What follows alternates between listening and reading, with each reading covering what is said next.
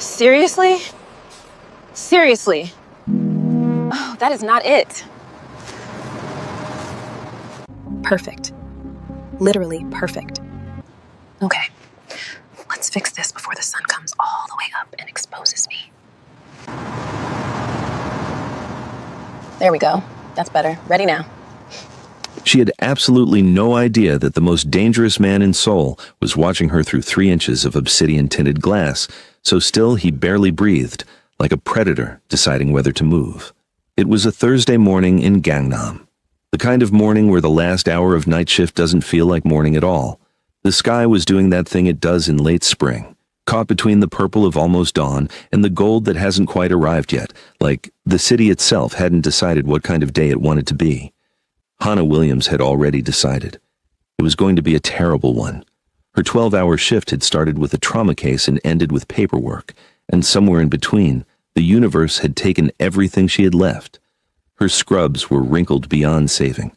Her stethoscope had left a red crease along the back of her neck. Her braids, her beautiful, carefully done braids, had gone slightly damp from the humidity of the ER and were now doing something she could only describe as chaotic. She had missed the 5:47 bus by 45 seconds. She watched it pull away from the curb like it had a personal grudge against her. "Seriously?" she muttered to no one, shifting her tote bag on her shoulder. Seriously, she started walking. Not because she had a plan, just because standing still at a bus stop at 5:48 in the morning with damp braids and no lip gloss felt worse than moving. She had made it 2 blocks down Tehran Row before she caught a sliver of her own reflection in a darkened shop window and slowed to a stop. Oh, that's not it. Her edges had surrendered somewhere around hour 9. Her lips were completely bare, that specific kind of bare that made her look more exhausted than she actually was, which was saying something. One of her braid ends had unraveled slightly at the tip and was flicking against her cheek every time the wind moved. She needed a mirror, a real one. Now, that was when she saw it. Parked along the curb like it owned the entire block, which, given what it cost, it basically did, sat a Maybach. Matte black, long, completely, perfectly still. The kind of car that didn't idle so much as breathe, its engine a low, almost imperceptible hum beneath the city noise.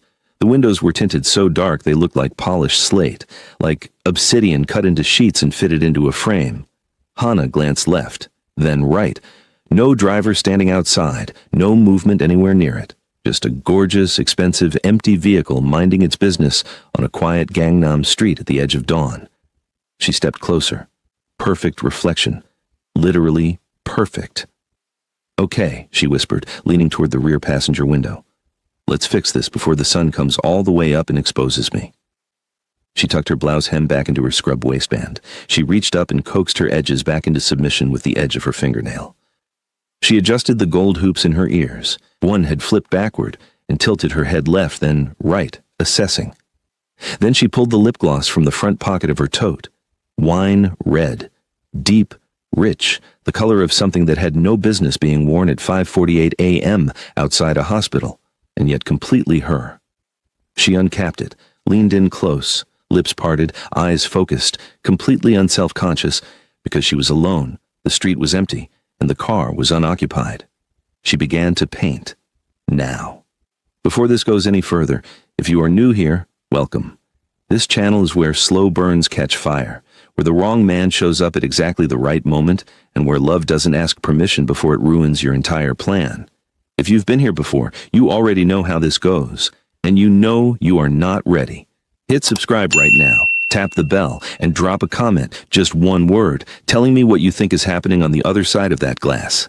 Because the woman with the wine-red gloss thinks she's alone. She is not alone. Inside that Maybach, behind 3 inches of impenetrable tinted glass, sat Ju Wan, 32 years old, sharp features, a jaw built for silence and severity, and eyes so dark they absorbed light rather than reflected it. On paper, and there were very careful, very expensive people making sure the paper said the right things, he was the director of a private equity firm with holdings across 6 districts of Seoul. In reality, he controlled the city's most feared syndicate. He had alliances that governments quietly envied and enemies who had learned the hard way not to become enemies. His kill orders didn't come with emotion. They came with precision, with timing, and with the kind of finality that made other men in his world lose sleep. He was on a call when she appeared, not a casual call. A call that would determine whether a rival faction leader made it to sunrise or didn't. He had been mid-sentence, calm, low, the specific. Tone of a man for whom violence was simply logistics, when the movement at the window caught his peripheral vision. He stopped talking. The person on the other end of the line said his name once, then again, then went very quiet themselves, understanding from his silence alone that something had shifted.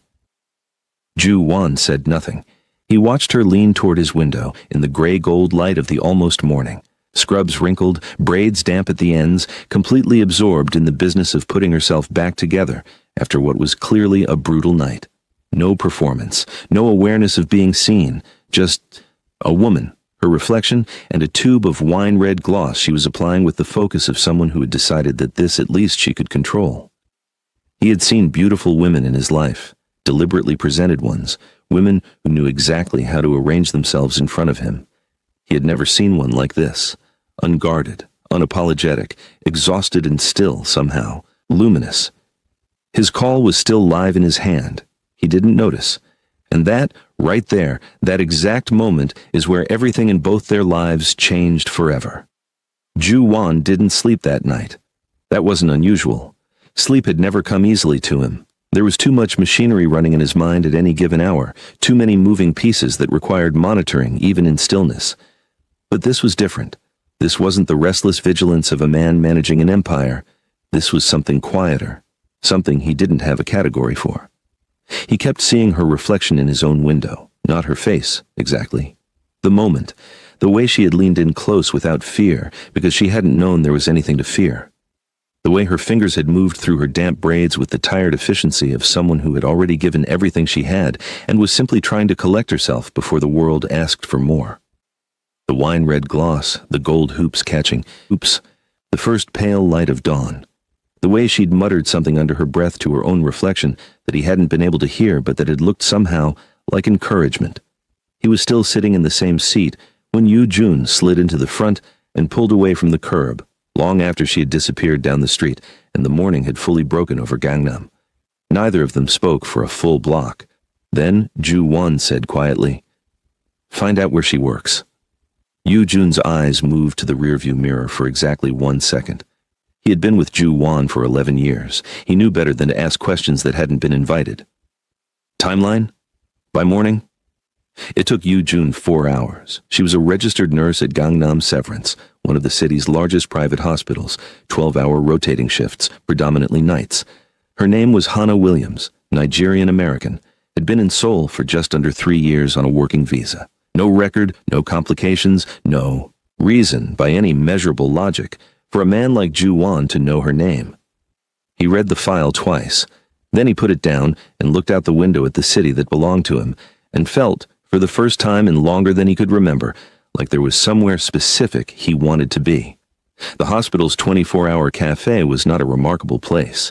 It existed in the basement level, accessible by a corridor that smelled like antiseptic and recycled air.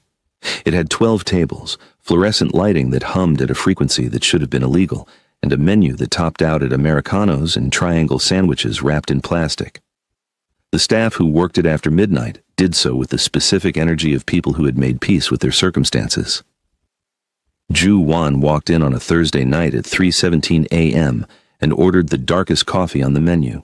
The young woman behind the counter blinked at him, at his coat, at the quiet authority of how he stood, at the fact that he was objectively the most out-of-place human being who had ever entered this basement cafe, and then wordlessly turned to make his drink. He took the table closest to the corridor entrance, sat down, and waited. He told himself he wasn't waiting. He was simply present. He had business interests near this district. The cafe was open. The coffee was acceptable. He was absolutely waiting. She came through the corridor at 3:34, mid-conversation with another nurse, laughing at something that had clearly been funnier a few seconds ago and was now just making her smile as the punchline faded. She was still in her scrubs. Her braids were pulled up tonight, held in place by 2 pencils, and what appeared to be genuine optimism. She had her stethoscope looped around her neck and a tablet tucked under one arm. She didn't notice him. She ordered a tea. The strong one, not the floral one, please, I'm begging you, and dropped into a chair at the opposite end of the room already, pulling up something on her tablet with the focused urgency of someone using a 15-minute break to do 45 minutes of work. Ju-won drank his coffee. He came back the following night, then 2 nights after that, then twice the week after, until the visits had stacked into something that Yu-jun was quietly tracking and Ju-won was quietly refusing to examine too closely.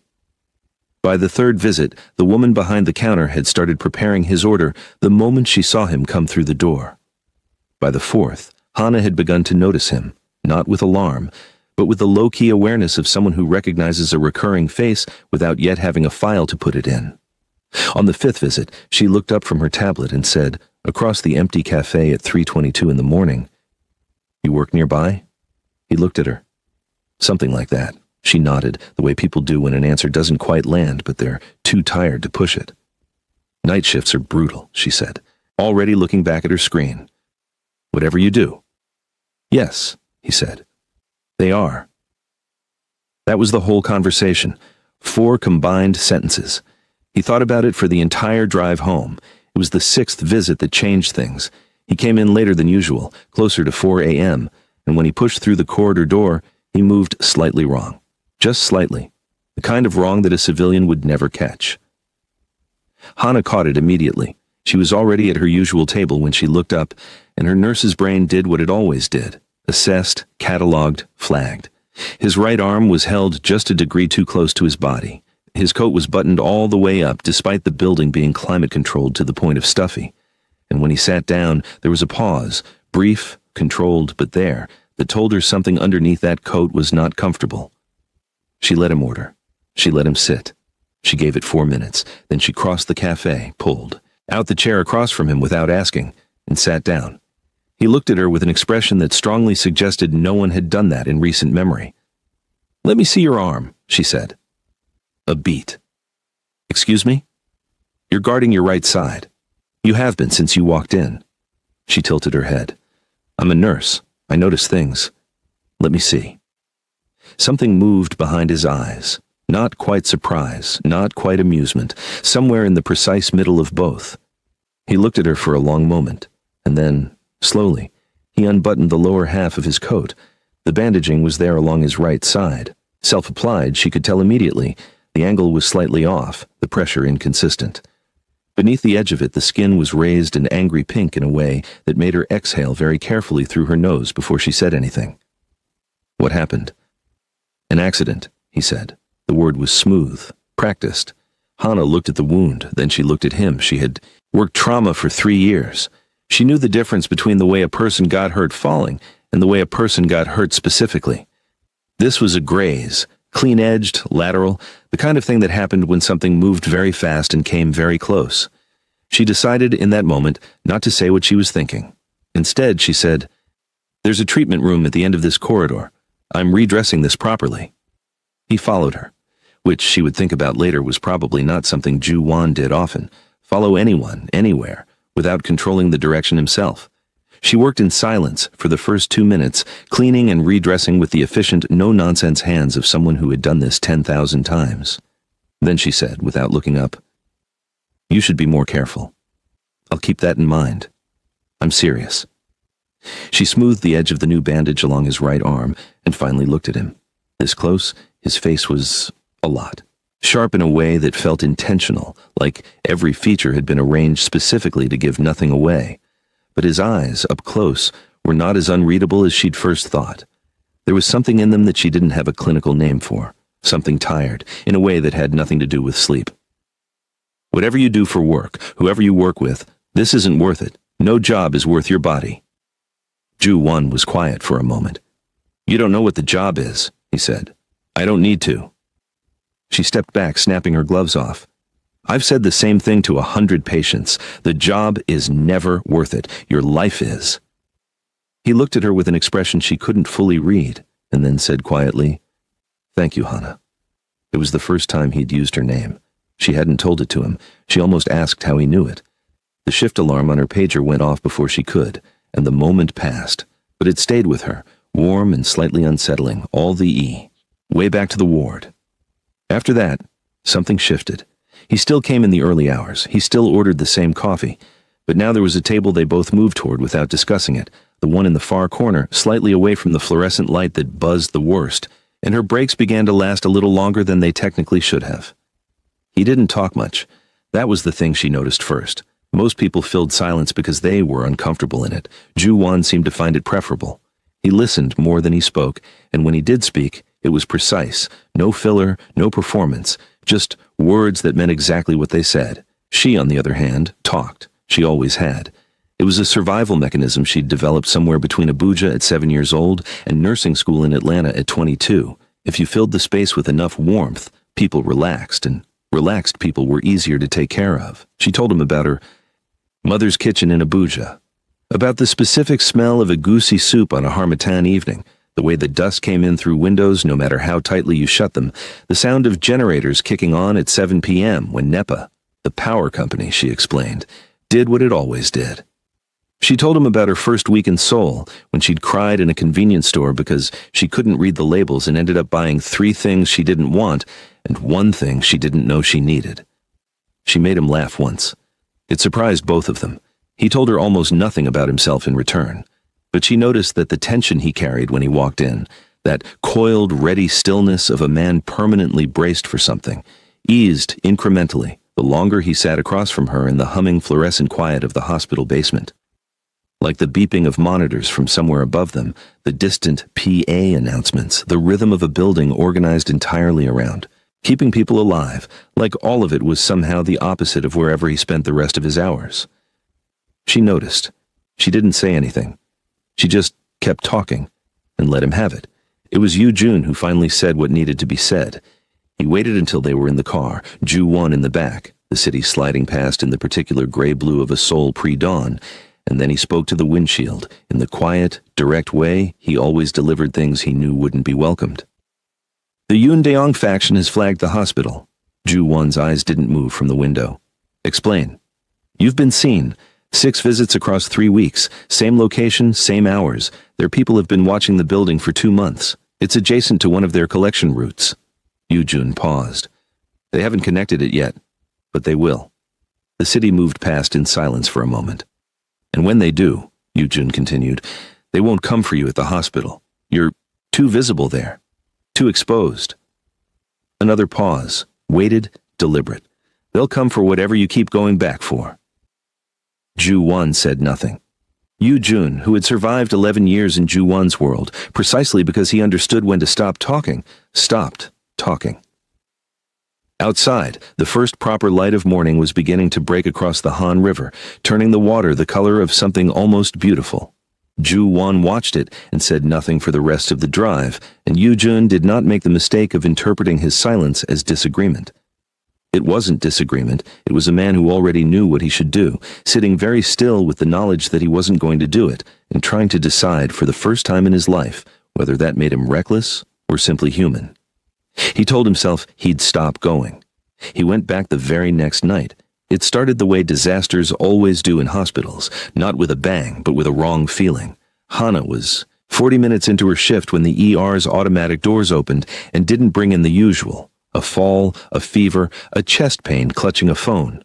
What came through instead was wrong in every detail. 4 men. Moving too fast and too coordinated for people in genuine distress. 2 of them supporting a third who was bleeding through a jacket pressed tight against his abdomen, but their eyes were scanning the room, not seeking help. Mapping it. The triage nurse at the front desk stood up. One of the men put a hand inside his jacket. Nobody moves.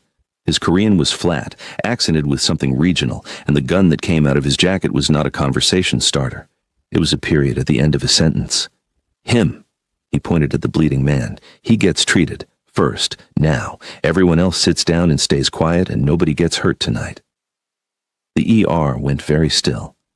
Hana had been behind the curtain of Bay 2, updating a chart. She heard it all. Specific silence that falls when a room full of people stops breathing at the same time, and she understood it immediately.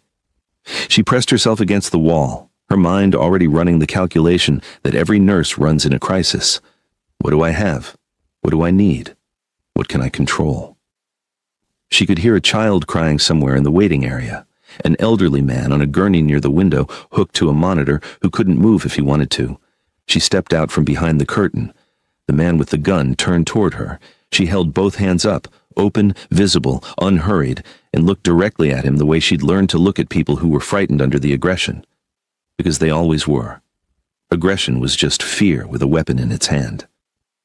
"I'm the nurse on duty," she said calmly. "Tell me his vitals. Tell me what happened. I can help him, but I need information."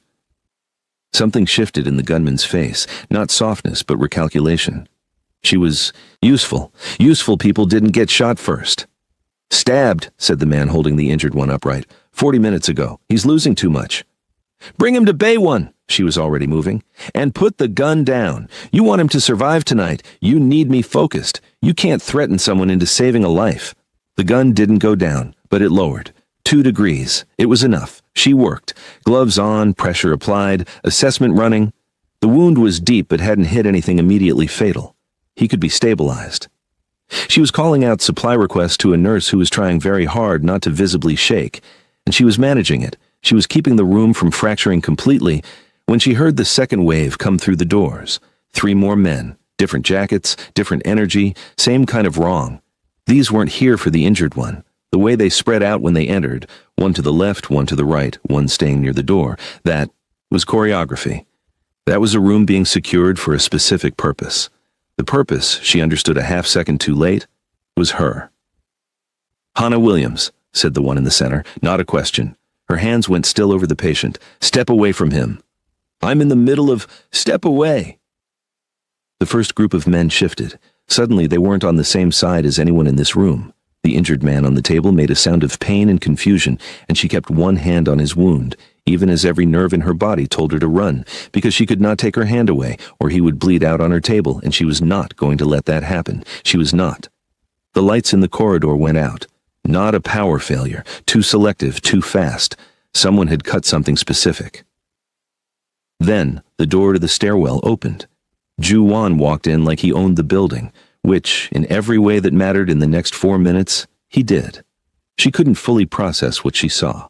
That was the honest truth of it. Her brain took it in but couldn't file it correctly, because the man who walked through that stairwell door was wearing the same dark coat she had seen 100 times in that basement cafe. And he had the same face, the same posture, but everything else was different. The quality of his stillness was different. The way the 2 men closest to the door looked at him and then looked away, that involuntary flinch of people who recognized something apex and unarguable, was different. Yu-Jun came in behind him, and 2 others behind Yu-Jun. What happened next was fast and precise and terrible, and over in less time than it took Hannah's mind to fully register it had begun.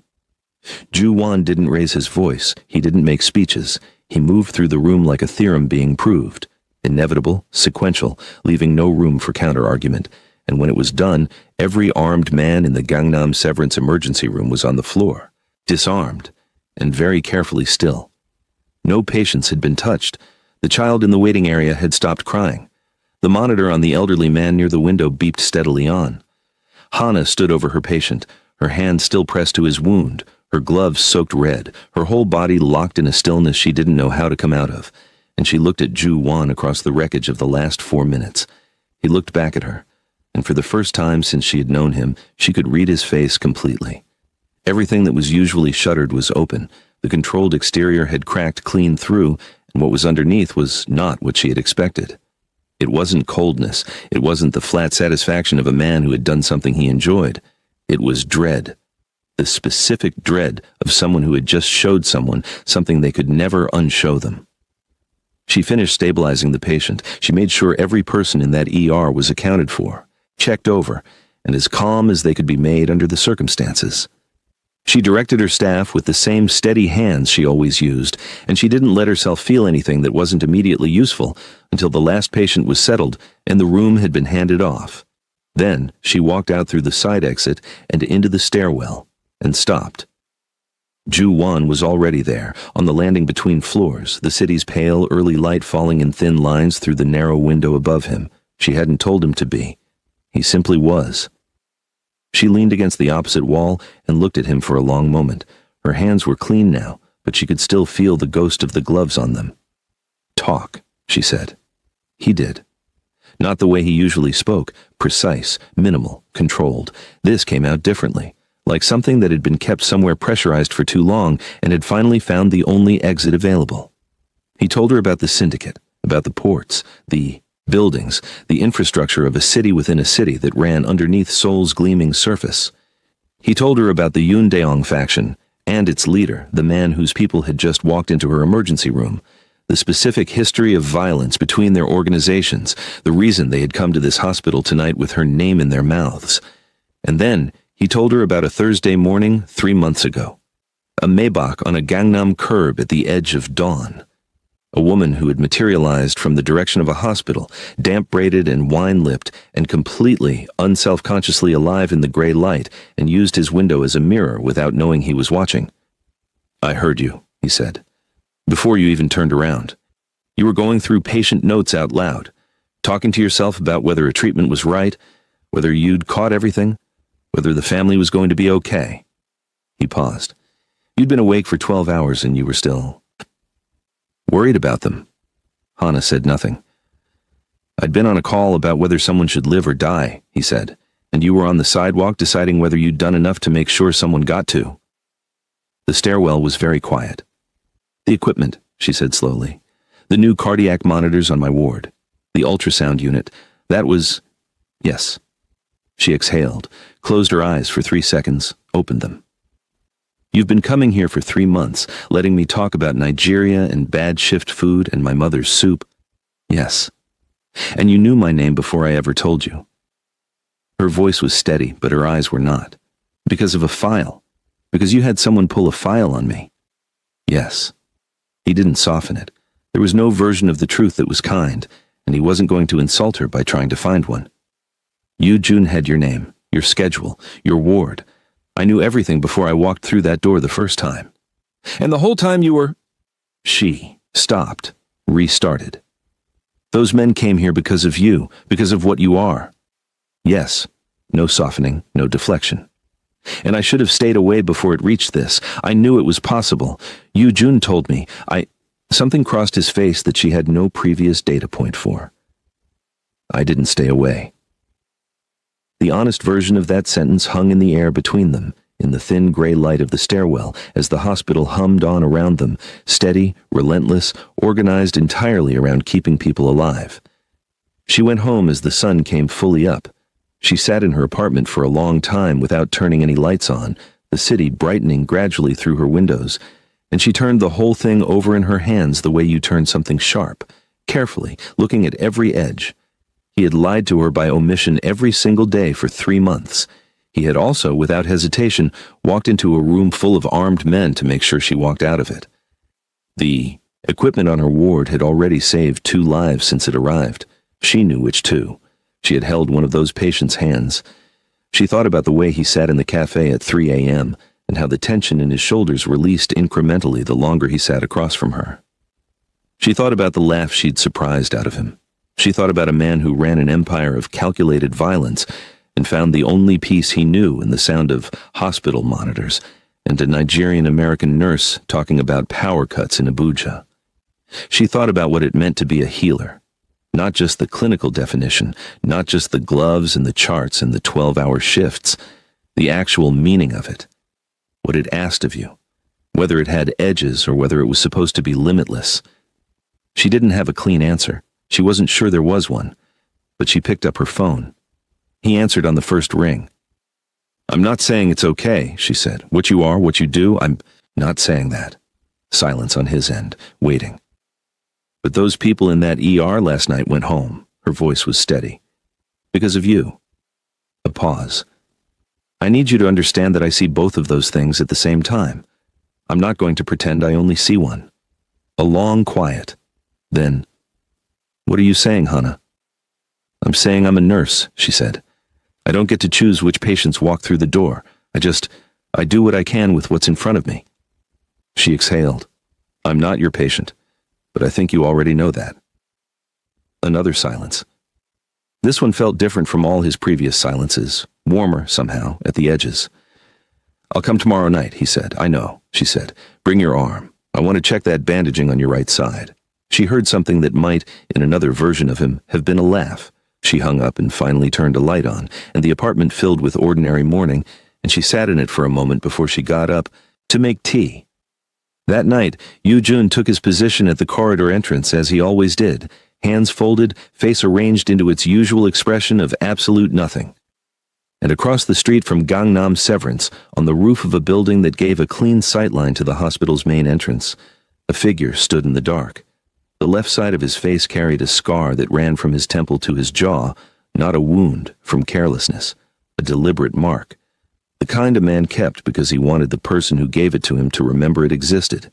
He was the one they called Yoon Dae-ong, leader of the faction. The man Ju-won had tried to erase twice and failed to finish. His eyes moved between the hospital entrance and his phone, where a single surveillance photo was open on the screen. Hana Williams, night shift, Gangnam Severance. He had survived the last time. He was a patient man. He closed the photo, stepped back from the rooftop's edge, and waited for the next shift to begin. If you made it this far, you already know you're invested. This story isn't over. Yoon Dae-ong is still out there. Hana still doesn't know the full cost of the choice she just made, and Ju-won, a man who has never once in his life hesitated, is about to discover that protecting someone you love is a completely different kind of war. Subscribe right now so you don't miss what's coming. Hit the bell, because the next chapter drops soon and this comment section is going to lose its mind. And before you go, drop one word in the comments describing Hana's choice tonight. Just one word. I want to see what you all think of her. Because the woman who fixes her braids in the wrong window at the wrong time, she's just getting started.